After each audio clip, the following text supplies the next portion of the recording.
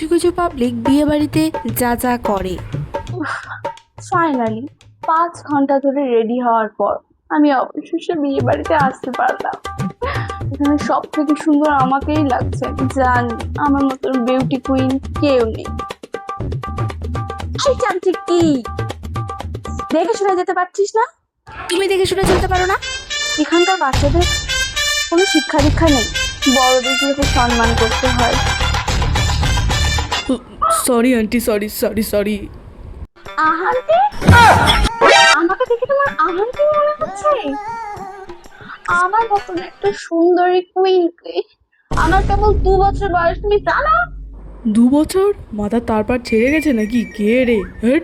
Nonsense.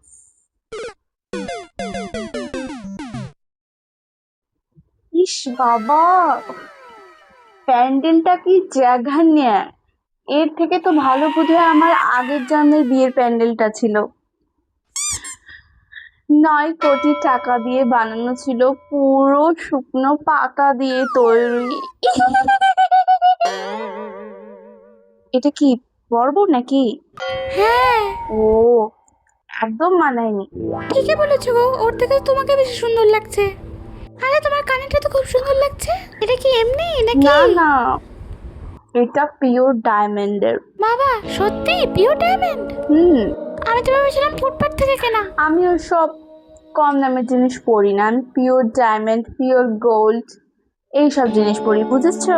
এদিকে একটু রং উঠে গেছে মনে এই হচ্ছে। না না না, তোমাদের চোখ খারাপ হয়ে গেছে, ভালো করে চোখটা বাড়িতে গিয়ে ওয়াশ করাবে।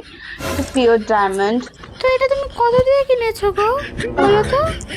Pure diamond. সে তো বুঝলাম, ডায়মন্ড কত নিয়েছে? এটা এটা তোমাদের ভাবনারও বাইরে। এত দাম? মনে তো হচ্ছে রং উঠে ঠিক গেছে। আছে, আমি আসছি।